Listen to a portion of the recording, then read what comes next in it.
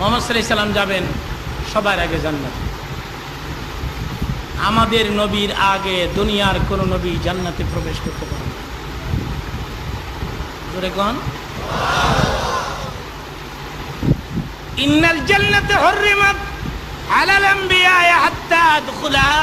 আমার নবী বলেছেন দুনিয়ার সমস্ত নবীদের জন্য জান্নাত হারাম করা হয়েছে, হালাল হবে না আমি নবী যতদিন না জান্নাতে প্রবেশ করব।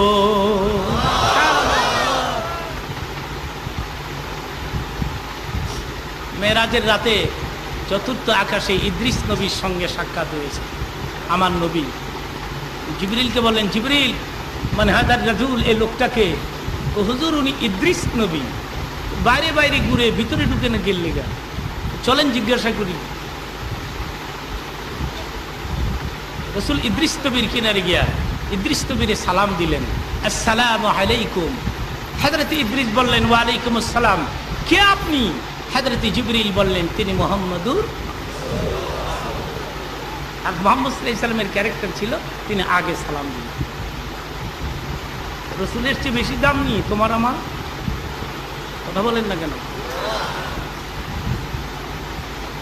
হযরত আয়েশা বলেন, ও দুনিয়ার লোকেরা শোনো, আমি আমার স্বামীরে সালাম দেওয়ার জন্য প্রস্তুতি নিতাম, এর আগে দিনের নবী আমাকে সালাম দিয়ে দিতেন। হযরতে মা আয়েশা বলেন, রাসূলের স্ত্রী আয়েশা বলেন, সালাম দেওয়ার জন্যে রেডি হইতাম, কিন্তু রাসূল অনেক দূর থেকেই আগে আমাদেরকে সালাম দিতেন।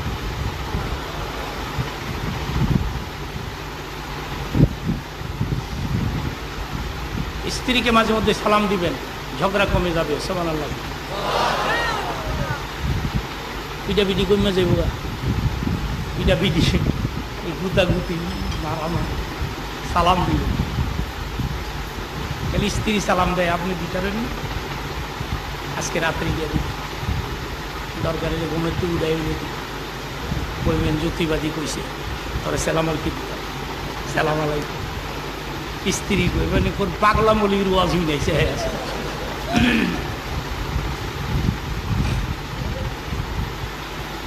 আরেকটা কাজ করবেন, স্বামী স্ত্রীর মধ্যে মহব্বত বৃদ্ধি পাবে, সেটা হচ্ছে মাঝে মধ্যে একসাথে এক প্লেটে খাবেন, মহব্বত বৃদ্ধি পাবে। মাঝে মধ্যে বলছি, সব সময় না। জুমার দিন, কদরের রাত, বরাতের দিন, সুবহানাল্লাহ বলে, দুই ঈদের দিন স্বামী স্ত্রী একসাথে খাবেন, মহব্বত বৃদ্ধি পাবে, ঝগড়া কমে যাবে। আজকে রাত্রে গিয়ে খাইবেন, কারণ আজকে তাজা ওয়াজ হয়েছে, আজকে তো আমল করা লাগবে। ঘুমে তুলে করবেন, ও যুক্তিবাদী কইছে তরে লইয়া খাইতা, প্লেট ল এক বর্তনে খাম। স্ত্রী করব জীবনে খায় না, নতুন একটা রং স্টাবলিশ আছে, অভ্যাস নাই।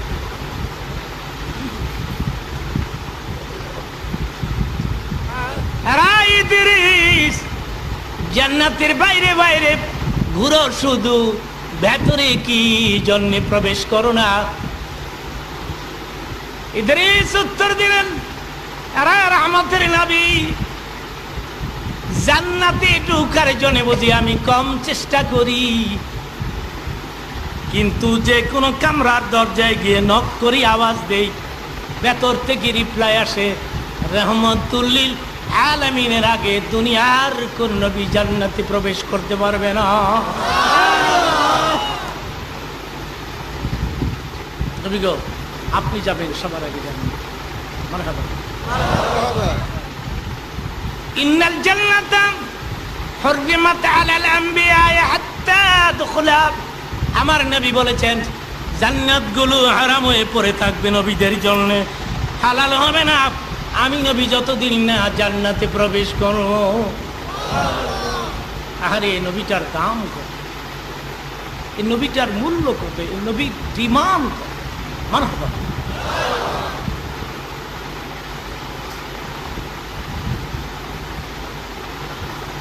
আমরা যাব সমস্ত নবীদের উম্মতদের আগে জান্নাত। আমাদের আগে দুনিয়ার কোন নবীর উম্মত জান্নাতে ঢুকতে পারে না। হুররিমাত আলাল উমামি হাত্তা তাদখুলাহা উম্মতি। আমার নবী বলেন দুনিয়ার সব নবীদের উম্মতদের জন্য জান্নাতগুলো হারাম হয়ে পড়ে থাকবে, হালাল হবে না আমার উম্মতগুলো যতদিন না জান্নাতে প্রবেশ করবে। আমাদের দাম কত? মারহাবা বলেন।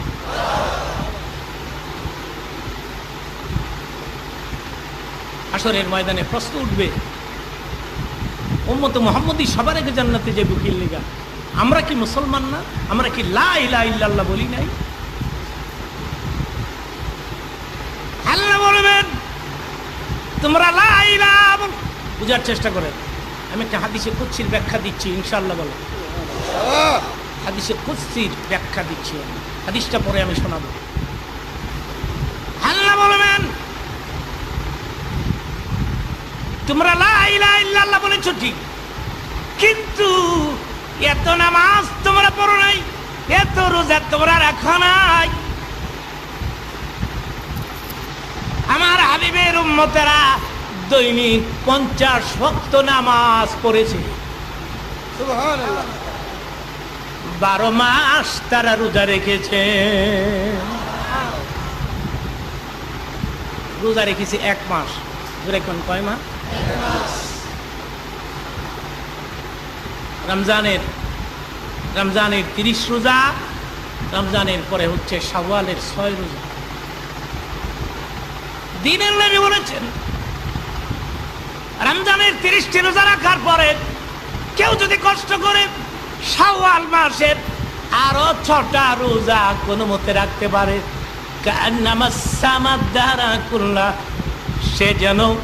সে যেন পুরা বছর রোজা রাখলো, 1 বছরের রোজার সওয়াব তার আমলনামার মধ্যে লিখে দেওয়া হবে। রাখছি 36টা রোজা, ওটা রাখছি।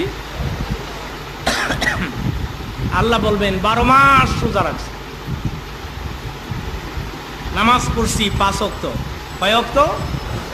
আল্লাহ বলবেন দৈনিক 50 ওয়াক্ত নামাজ।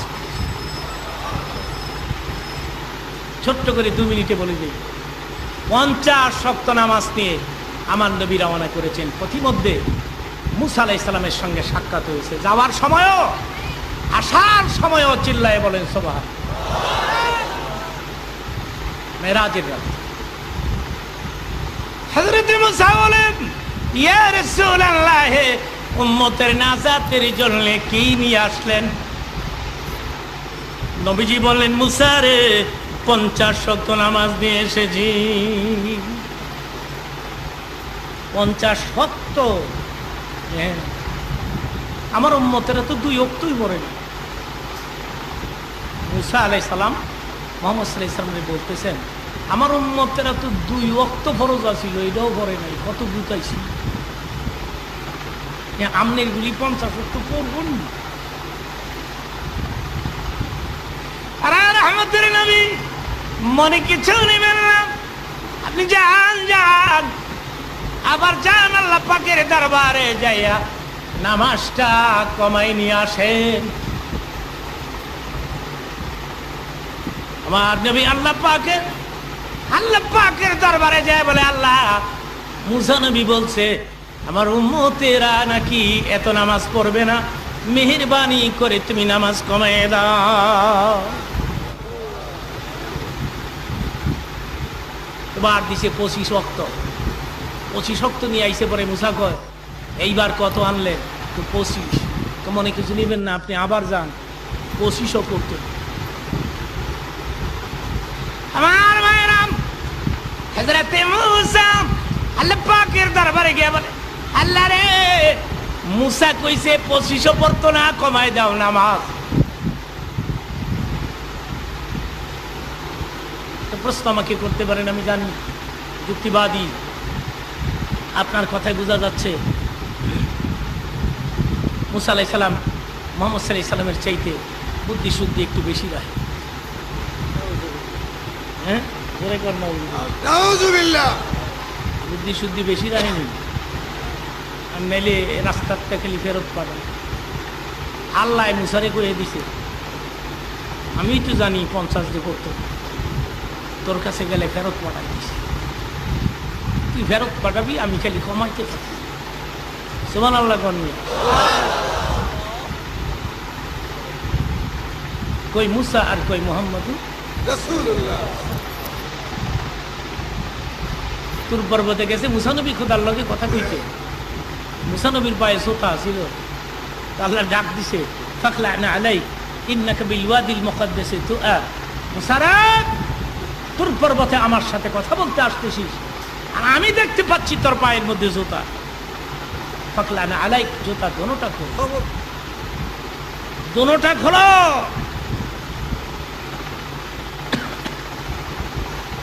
মুহাম্মদ সাল্লাল্লাহু আলাইহি ওয়াসাল্লাম মেরাজের রাতে আরশে আজিমে প্রবেশ করবেন, ওনার পায়ে জুতা ছিল।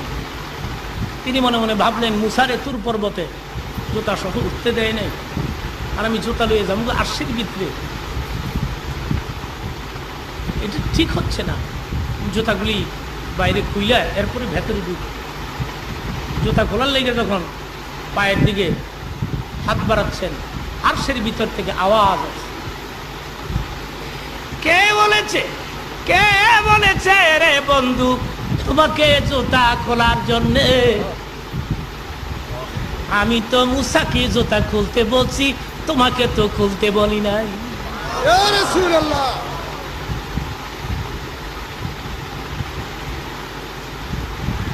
বন্ধু রে, কে বলেছে তোমার জুতা খুলতে? জুতা খোলার প্রয়োজন নাই, তোমার জুতার দুলি দিয়ে আমার আরশকে পবিত্র করে দাও।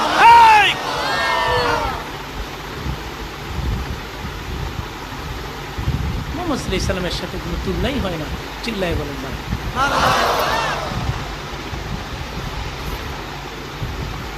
আল্লাহ মুসা কইছে 25 পড়তো না, কমাই দাও, দিছে 10।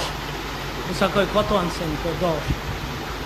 মনে কিছু নিবেন না, আপনি আবার যান, 10ও পড়তো। আল্লাহ মুসা কইছে পড়তো না বলে কমাই দাও, দিছে 5। 5 লই আইছে। এবার কত আনছেন? 5। নবীকে আবার যান, 5ও পড়তো। এক ওয়াক্ত লইল মুসা এই কথা কইল, আবার যান, কারণ আল্লাহ কইছে তুই খালি কবি আবার যান। সুবহানাল্লাহ করুন, সুবহানাল্লাহ। চিন্তা করেছেন ব্যাপারটা? 5 ওয়াক্তের মতো জন কইছে, নবীকে আবার যান। নবী কয় মুসারে 5 ওয়াক্ত না পড়লে পড়বো থাকলোই বাকি। মুসারে বারবার বারবার একই পারপাসে মাবুদের দরবারে যাইতে আমার লজ্জা লাগে রে হে মুসা। ঠিক তখন আমার আল্লাহ বলেন, বন্ধুরে আর আসতে হবে না, যাও তুমি মক্কা নগরে। তবে শোনো রে বন্ধু, আমার ডিক্লার কোনোদিন ক্যান্সেল হয় না, আমার ঘোষণা কোনোদিন বাতিল হয় না। কাযাইতু ফারিজাতি, আমি আমার ঘোষণা বলবৎ রেখে দিলাম। খাফফতু আন ইবাদি, ডিউটি কমাই দিলাম, ঘোষণা বলবৎ রেখে দিলাম। 50 শক্ত ডিক্লার করে ফেলেছি, এটা আমি ঠিকই রেখে দিলাম, ডিউটি কমাই দিলাম রে বন্ধু। যাও রে বন্ধু, তোমার উম্মত 5 ওয়াক্ত নামাজ পড়বে, আমি আল্লাহ 50 ওয়াক্ত করে নামাজের সওয়াব এদের আমলনামায় দিতে থাকবো।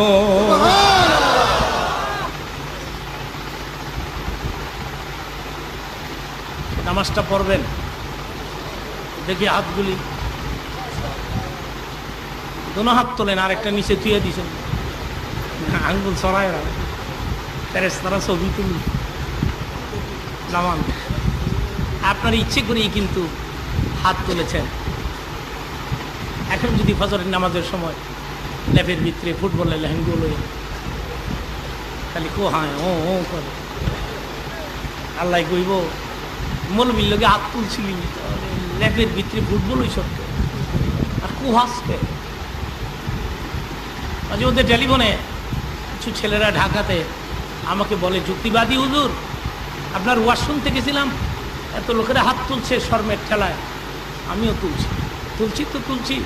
ফজরের নামাজটা একটু মাফ করে, দরকার হলে আসরের নামাজ 2 বার পড়ি। আমি আবার টেলিফোনেই বলি, বাবাজি ফজরের নামাজের সাথে তোমার দুশ্মনী কেন? দুশ্মনী না, শেষ সাথে ঘুম খুব টেস্ট লাগে না। ফজরের আগে ঘুমটা কি টাইট হয়ে যাচ্ছে, লাগে একের ফুটবল হয়ে থাকে লেখে। শয়তান কয়, তোরে ফুটবল বানাইলাম। আমি ফুটবল না বানাইলে তোরে দুজুকো পালাম করি, কারণ তোর এই ল্যাব দিয়া ব্যাস মারছিলাম। ল্যাবটাই তো আমি, শয়তানকে এটি তো আমি। তুই বুঝতে পারছ না, ল্যাবটা তো আমি শয়তান, সুতরাং ল্যাবকে লাথি মারতে হবে, ঠিক কিনা? ফজরের আজানের সময় দেখবেন ল্যাবের ভিতর থেকে এটা জানি কয়, লড়িস না মৌলবীর এরকম কয়, যেই ঠান্ডা পড়ছে মারা যাবি। ألم أعهد إليكم يا بني آدم ألا تعبدوا الشيطان إنه لكم বলুন সবাই, إنه لكم عدو مبين। শয়তান আমাদের শত্রু। চিল্লায় বলেন কি? জোরে বলেন কি? যুবক ভাইরা, যুবকরা আমার দিকে তাকাও। জওয়ানি রুকু আল্লাহকে দাও, জওয়ানি সেজদা আল্লাহকে দাও। তুমি জানো তোমার জওয়ানি কালের একটা সেজদার ওজন কত? তুমি জানো না? তুমি জানলে একটা সেজদাও তুমি না করতে। হাদিস শরীফের মধ্যে আছে, যুবক বান্দা বান্দি জমিনে সেজদায় পড়ে গেলে জমিন চিৎকার মেরে বলতে থাকে, আল্লাহ তোমার যুবক বান্দা আমি জমিনের মধ্যে সেজদায় পড়ে গেছে, তার জীবনের সমস্ত গুনাহ মাফ করে দাও, আমি তার সেজদার ওজন সইতে পারি না।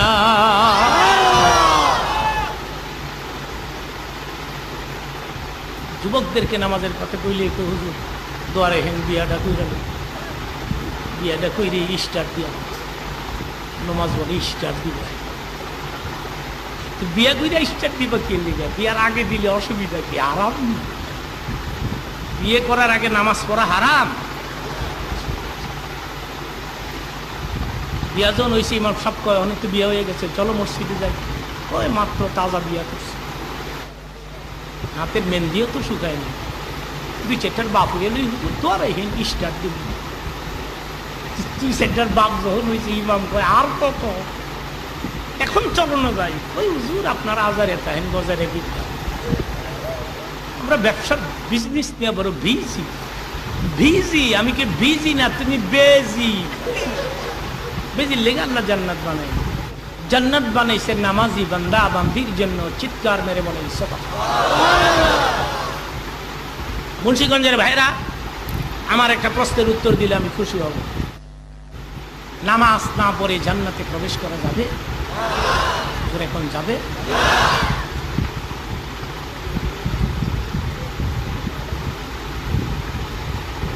নামাজটা পড়বে, মনে থাকবে।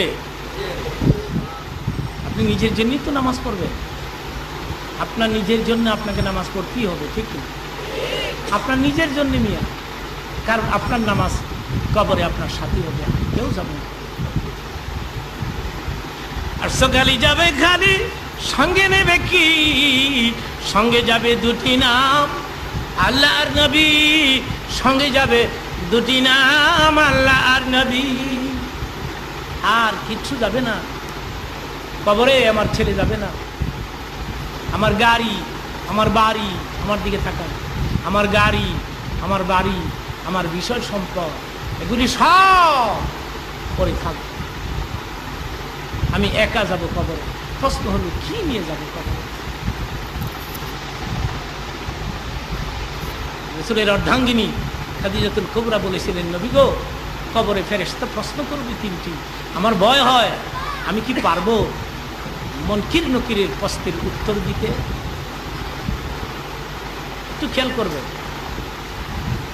খাদিজাতুল কুবরা বলেন, ইয়া রাসূলুল্লাহ, কবরে কেমনে থাকবো একা? ভয় হয় গো নবীজি। খাদিজাতুল কুবরার মতো রাসূলের অর্ধাঙ্গিনী যদি কবরকে ভয় পায়, তাহলে তোমার আমার অবস্থা কি হবে? কি গো নবীজি, কবরে ভয়? আমি কি মুনকির নাকিরের প্রশ্নের জবাব দিতে পারবো? এই সব বলে ইন্তেকালের দিন খাদিজা যখন কান্দে,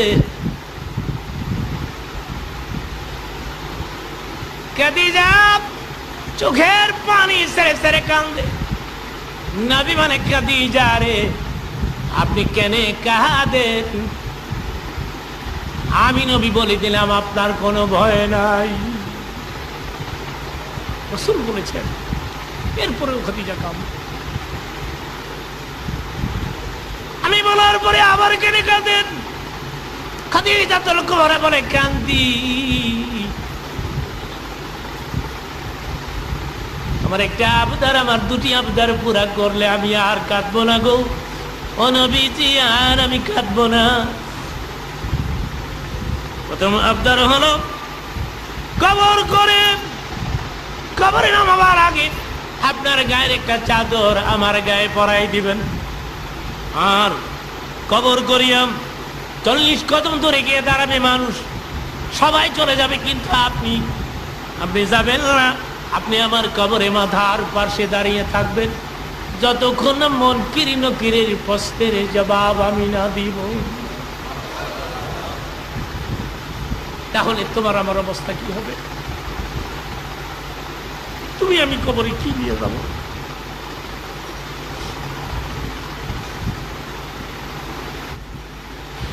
দীর্ঘ 25 বছর, 25 বছরের দাম্পত্য জীবনে হে রাসূল, আমি খাদিজা আপনার কাছে কিচ্ছু চাই নাই। আজকে একটা চাদর ভিক্ষা চাইলাম, দিনের নেই মানে খাদিজা রে, আমার চাদর আপনার গায়ে লাগাইয়া আমি নিজের হাতে আপনাকে কবরে নামাবো। আমার একটি জামা, আমার চাদর আমি আপনার গায়ে পরাই দিব, ওয়াদা দিলাম। যার আমি মাথার পাশে দাঁড়াই যতক্ষণ না আপনি ফেরেশতার প্রশ্নের উত্তর দিবেন, থাকবো দাঁড়াই। নিজের চাদর গায়ে ধরে খাদিজা রে জান্নাতুল মুআল্লাতে নামাই দিলাম, পাথর চাপা দিয়া খাদিজার কবরে মাথার পাশে দ্বীনের নবী দাঁড়ায়া এতিমের মতো চোখের পানি সেরে কান্দে নবী। নবী কান্দে। নবীর মেয়ে ফাতেমা, নবীর মেয়ে ফাতেমার বয়স তখন 7 কি 8 হবে। নবী কান্দে, সেদিন ফাতেমাও কান্দে মার কবরের পাশে। বাবা কান্দে, মেয়েও কান্দে। জিবরিল রে, জলদি যা মক্কা নগরে, আমার বন্ধু খাদিজার কবরের মাথার পাশে দাঁড়ায় কান্দে। কেন কান্দে রে আমার বন্ধু? কাঁদতে তারে নিষেধ কর, চোখের পানি মুছে ফেলতে বল। বন্ধুর চোখে পানি দেখলে আমি সইতে পারি না। কেন কান্দে আমার বন্ধু? জিবরিল রে, আমার বন্ধু কাঁদে। বন্ধুর মেয়েরা মা গো, ও মা মা বলে কান্দে। নবী কান্দে রে, নবীর মেয়ে ফাতেমা তো জোহরা মা মা বলে কান্দে। জিবরাইল রে, আমার বন্ধুরে গিয়ে বলে দে ফাতেমারে কোলে করে বাড়ির দিকে যাইতে বল, কান্না বন্ধ করে দে। ভয় নাই, ভয় নাই, মুনকির নকিরের প্রশ্নের জবাব আমি আল্লাহ নিজে দিয়ে দিব।